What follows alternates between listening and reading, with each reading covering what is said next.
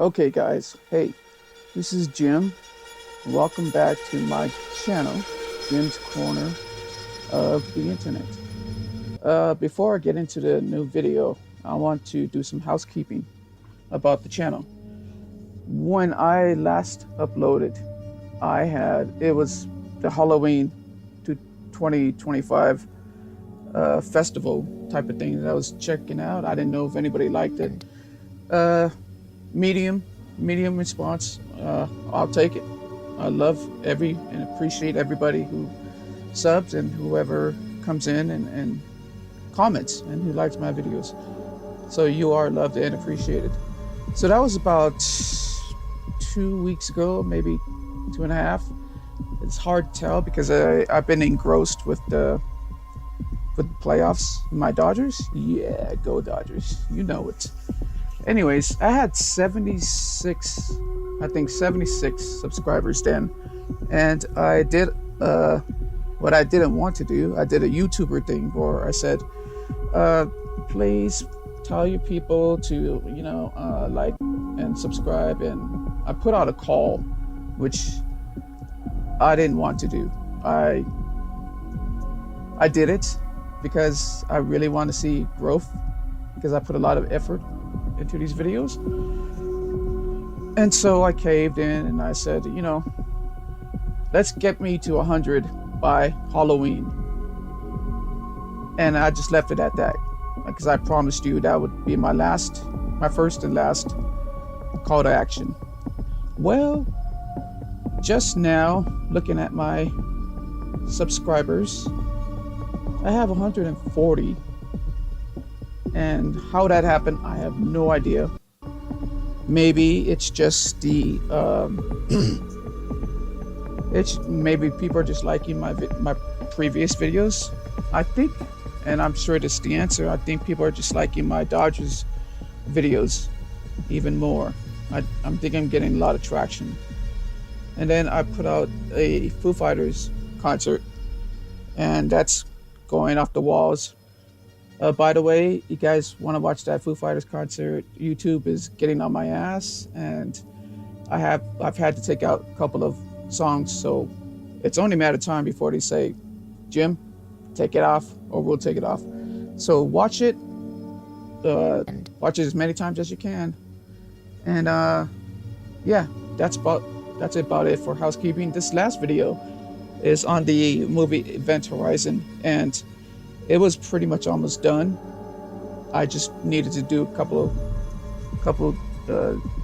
things here and there. So I'm gonna get this out of the way, and then next week I'll do something completely different. Because if you watch my channel, you know it's a varied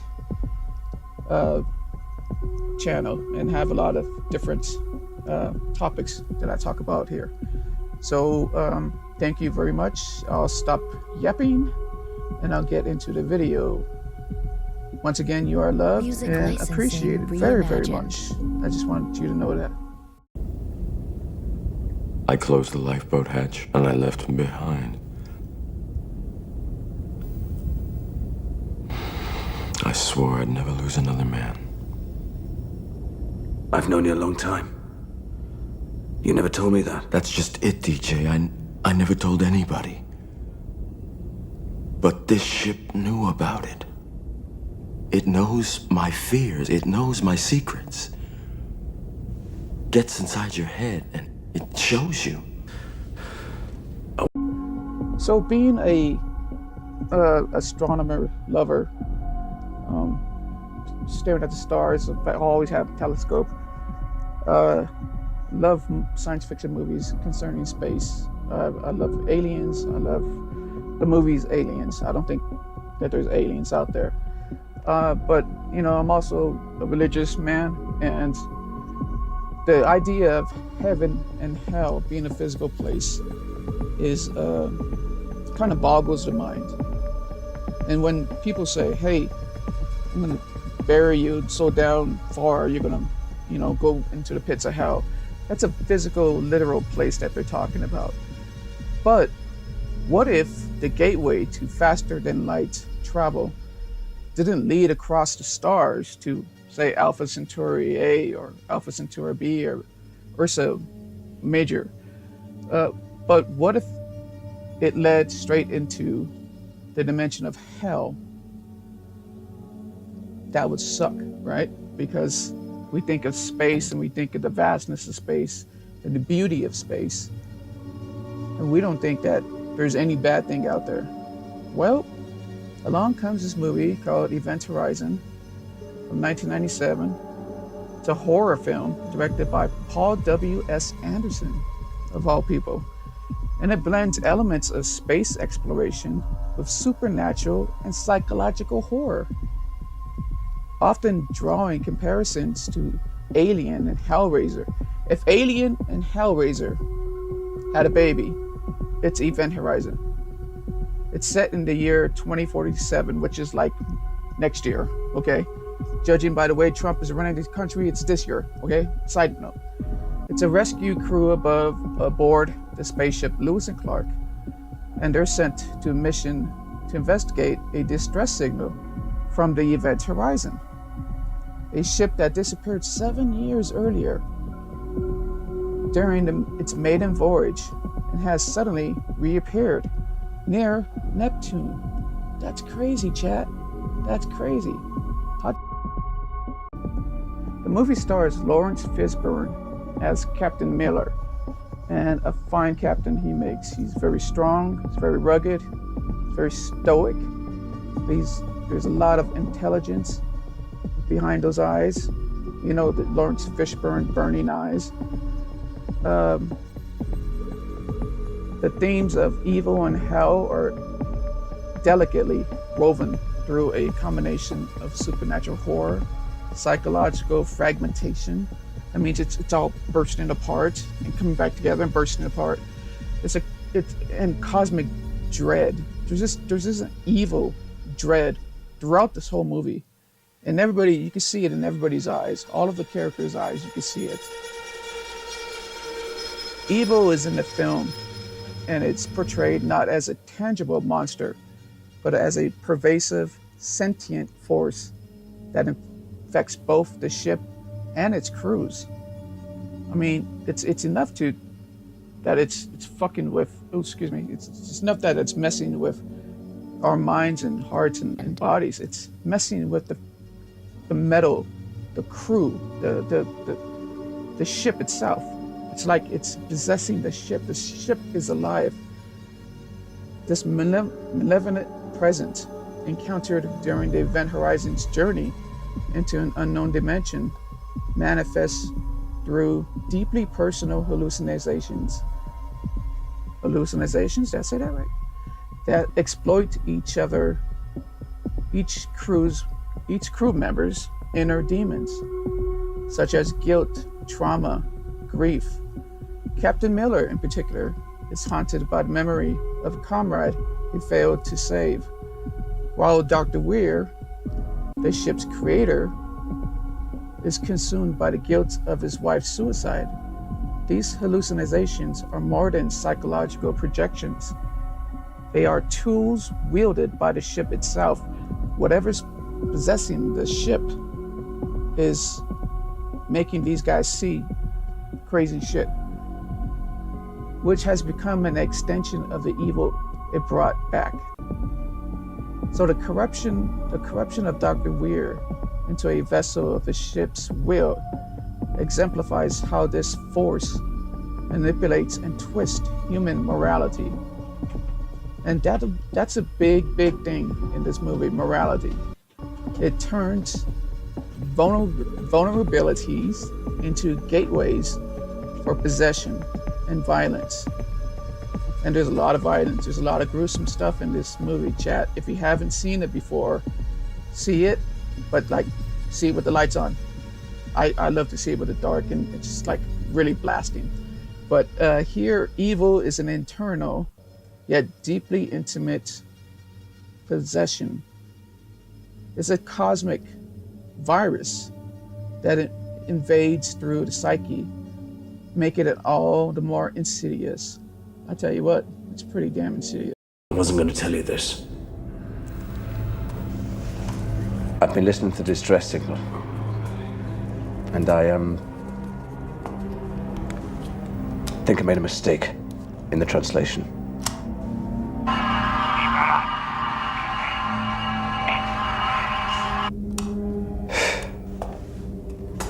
Go on. I thought it said liberate me. Save me.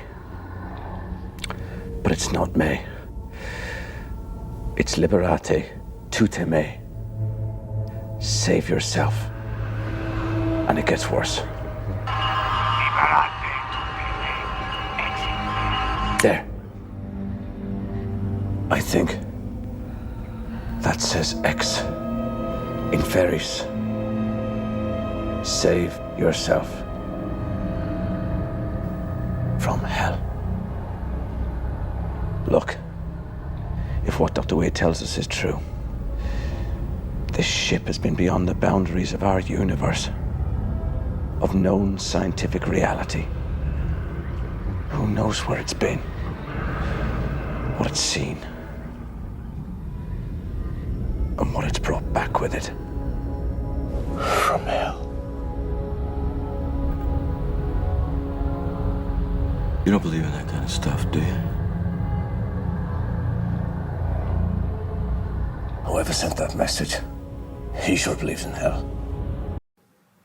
At the core of the Event Horizon, the big ass